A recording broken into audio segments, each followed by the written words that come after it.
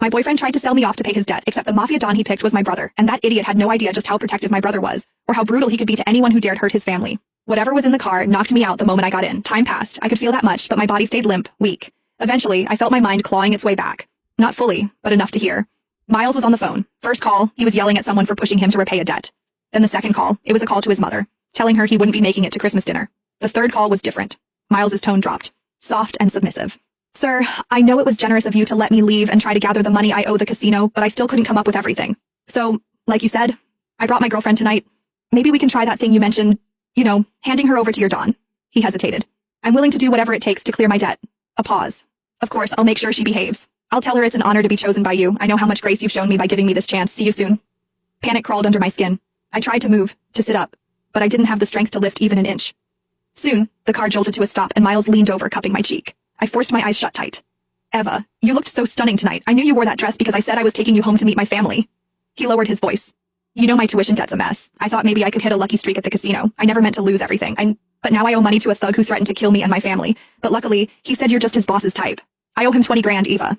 I can't let him go after me and my mom. His voice dropped, almost guilty. Don't blame me, Eva. Blame yourself for being too damn pretty. Just one night. Mr. Snake said it's only for one night. Then I'll come get you. I swear. I'll take care of you for the rest of your life.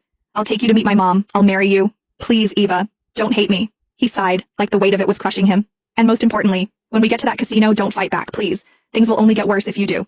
I managed to twitch my fingers. They brushed against the hem of the dress I was wearing tonight. Miles was right.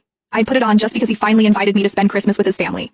I remembered how I smiled, how hopeful I was, how foolish to think we were actually moving forward. Turns out he was just selling me off. 20,000, that's all I was worth. Miles could have asked me for help and I would have given it, but instead his pride decided betrayal was easier. My thoughts spun, scrambling for a plan. I remembered the bracelet on my wrist, the one with a hidden alarm. One press, and it would send an SOS to my brother, along with my location. The problem?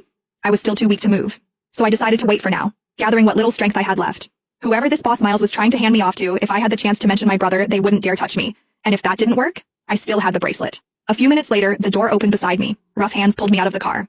I brought her, just like you asked, Miles said, his voice trembling with fake pride. A rough voice answered, laced with amusement. I gotta admit, even in my line of work, I didn't think you'd actually sell your girlfriend, but... A hand grabbed my chin, tilting my face up. You were right, she's very pretty. Not just pretty, Miles added quickly, eager, pathetic. The prettiest. She was even voted best looking in our class, but too proud. Always had her nose in the air. Took me nearly a year to win her over. And you're willing to hand her over to me? The man sneered. I cared about her, Miles said with a sickening laugh, joining Snake's.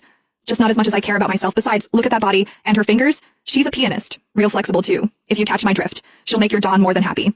The men around us laughed, crude and revolting. If our Don is pleased, your debt's cleared, the man said coldly. Thank you. Thank you so much, Mr. Snake.